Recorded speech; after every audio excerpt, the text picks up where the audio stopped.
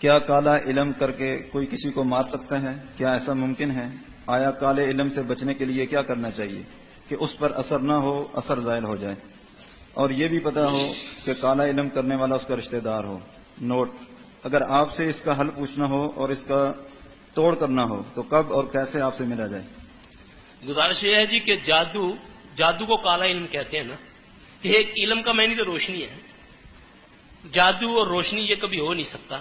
جادو کو یہ بولا کریں کالا جادو، کالا جادو. جادو سے قتل ہو جاتے ہیں، جادو سے بہت کچھ ہوتا ہے. جادو جن بھی کرتے ہیں، جادو انسان بھی کرتے ہیں.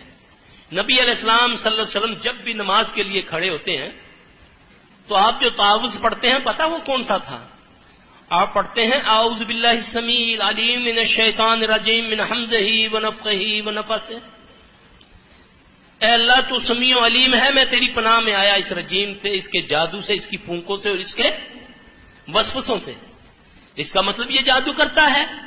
اب اس سے بچا کیسے جائے؟ بڑا آسان طریقہ ہر خاص و عام کے لیے. جادو سے بچنے کا طریقہ، اب جادو مختلف طریقے سے ہوتے ہیں.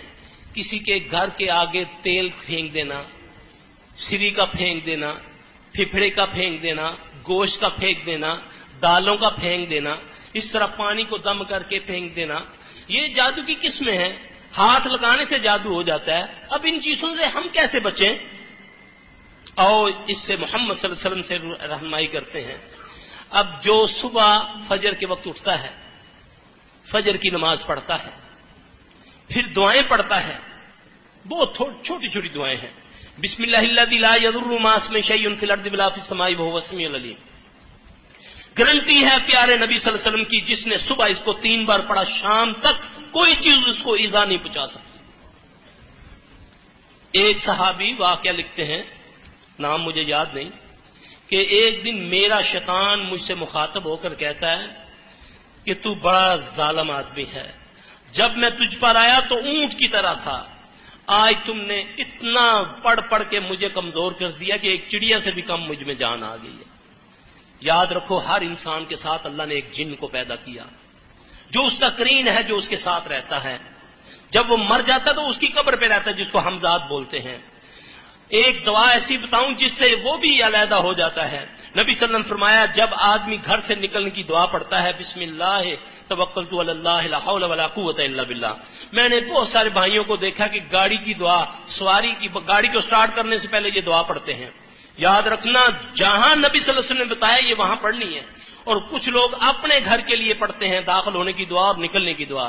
کسی گھر میں کسی مقام میں داخل ہونے کی دعا بھی ہے، یہی دعا ہے. کسی بھی مقام سے نکلنے کی یہی دعا ہے، بسم اللہ توکلت علی اللہ لا حول ولا قوت الا باللہ. اس کے بارے میں رسول اللہ صلی اللہ علیہ وسلم نے فرمایا کہ جب آدمی یہ دعا پڑھتا ہے تو جو اس کے ساتھ شیطان ہے وہ بھی اس سے علیحدہ ہو جاتا ہے. جو اس کے انتظار میں گھر سے باہر کھڑا ہے کہ آج یہ نکلے گا میں اس سے یہ گناہ کرواؤں گا، وہ اس سے پوچھتا ہے تو کیوں کھڑا ہے؟ وہ کہتا ہے میں اس کے انتظار میں کھڑا ہوں. صحیح حدیث ہے، پڑھ کے دیکھ لینا. وہ کہتا ہے کہ میں اس کا شیطان ہوں جو اس سے علیحدہ ہو کر تیرے پاس آیا ہوں.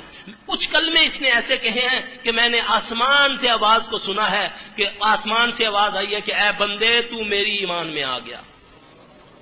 ہم کہتے ہیں نانی جی کا تعویذ ہے، یہ ہمیں کچھ نہیں ہونے دیتا. یہ صدیوں سے ہمارے پاس ہے.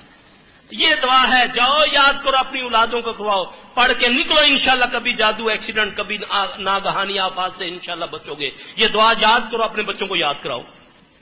کون سی چیز ہے جو میرے پیارے نبی چھوڑ کر نہیں گئے؟ لیکن کرے کیا؟ کون کرے؟ مولوی صاحب تسی کچھ کر دیو. وہ بدبخت اٹھایا، قرآن کی ایک آیت لکھی، پورا قرآن بیکار کر دیا. یہ تیرے گھر میں برکت آ جائے گی. وہ 30 سپارے 114 صورتیں بیکار. وہ جو قل هو اللہ کاٹ واٹ کے اس نے لکھ دی، اس میں برکت آ گئی. یہ دعائیں ہیں، ان سے یہ پڑھ کے نکلو گھر سے. انشاءاللہ اگر سری بھی آ گیا اوپر سے گزرو گے. اب تو کوشش یہ کرنی چاہیے کہ ایسی چیز اگر گھر میں راستے میں ملے کوشش کرو تو اس کے اوپر سے نہ ٹاپا جائے.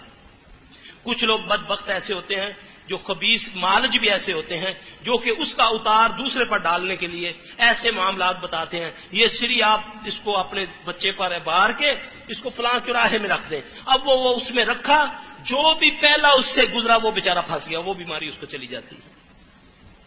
یہ بھی اتار ہوتا ہے. یہ شر کا اوتار ہے. اللہ تعالیٰ ہمیں محفوظ رکھے. ہاں جس نے یہ دعا پڑھی ہوگی صبح کی نماز، ہاں یہ شرط ہے، یہ نہیں کہ خالی بسم اللہ توکلت علی اللہ پڑھتا رہے، نماز نہ پڑھے.